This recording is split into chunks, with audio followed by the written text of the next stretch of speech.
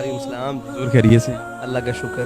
बात अभी रिसेंटली ये केयर टेकर गवर्नमेंट जो है, काकर साहब ने कहा है कि इसराइल को तस्लीम करने के हवाले से कोई शिक का कोई उन्होंने कहा है, उस हवाले से आप कुछ इज़हार ख्याल फरमाएं। देखें, उन्होंने एक बड़ा ख़तरनाक जुमला बोला है काकड़ साहब ने। वो कहा है कि पाकिस्तान बानी पाकिस्तान कायद-ए-आज़म मोहम्मद अली जिन्ना की बात का इनकार करना ये कुफर नहीं है। अगर ये कुफर नहीं है तो फिर पाकिस्तान बानी कायद-ए-आज़म का पाकिस्तान बनाया हुआ है जो, वहाँ अगर अलहदगी पसंद बलोच ये बात करे कि मुझे अपना अलहदा सूबा या वतन चाहिए और अलहदगी चाहिए और अलहदगी बात करे तो वो गद्दारी क्यों है?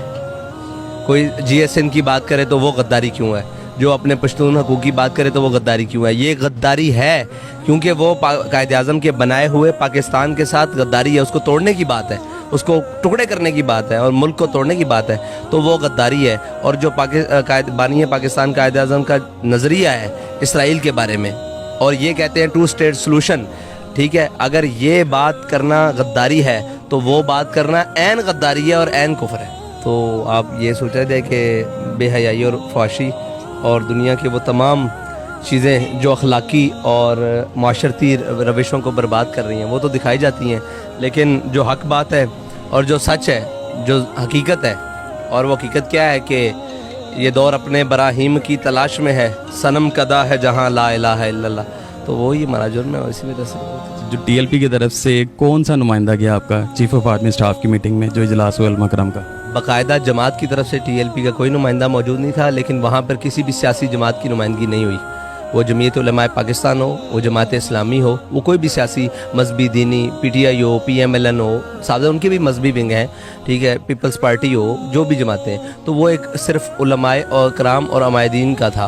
उसमें जो सियासी शख्सियात है उनको नहीं बुलाया गया, वरना फजल रहमान साहब भी मौजूद थे। तो हमें वो और मसाइल पर बुलाया गया है। उसमें मसाइल वो थे अफ़गानिस्तान का जो मसला है उसके ऊपर, और वो जो हमारे बॉर्डर, अभी जो फ़लस्तीन का जो मसला चल रहा है उसके हवाले से कोई हिकमत अमली TLP की तरफ से? हाँ, उसके हवाले से हमारी बाइकआउट की मुहिम थी। अभी सुनिए पता लगा कि लोगों का बाइकआउट का तरफ रुझान कम हुआ है, तो हम इसको दोबारा इंशाल्लाह असर 9 शुरू कर रहे हैं और अब पूरे ज़ोर से शुरू करेंगे। जो पिछले ना इंशाल्लाह ये भूल जाएंगे। मैं तो ये चाहता हूँ कि भाई उम्मत मुसलमान की गैरत जागे उस हवाले से। उम्मत मुस्लिमा की गैरत का मसला तो फ़लस्तीन भी है, उम्मत मुस्लिमा की गैरत का मसला भी कश्मीर भी है, उम्मत मुस्लिमा की गैरत के मसाइल बहुत सारे हैं, ठीक है। लेकिन चलें, अब एक नुक्ता है बैतुल मुक़द्दस वाला।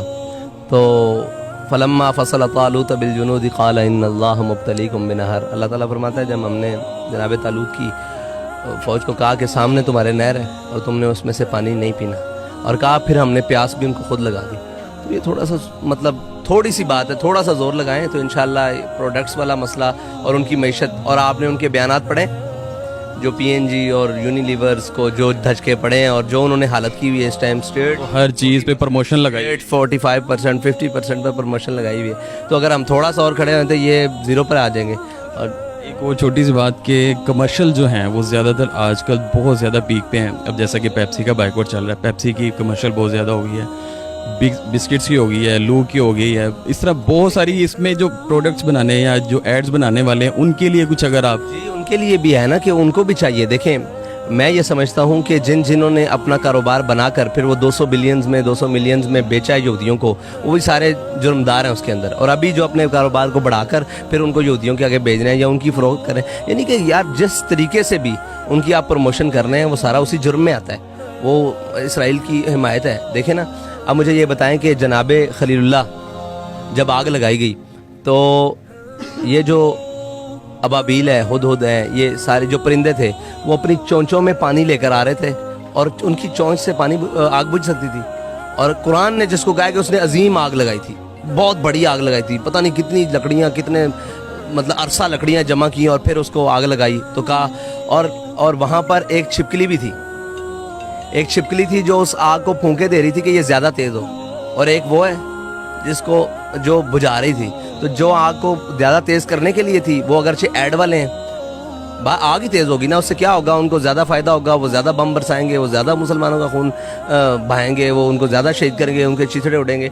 तो कहा कि वो जो छिपकली थी ना वो फूंक मारी थी कि आग और तेज़ हो, इसलिए ऐसे नहीं कि बुझ जाए। और वो बाकी जो परिंदे थे वो अपनी चोंच में पानी लेकर आ रहे थे, उनकी चोंच से کہ پانی سے نہ تو وہ آگ بجھ جانی تھی نہ اس کی پھونک سے تیز ہونی چاہیے، لیکن یہ اپنا عمل تھا۔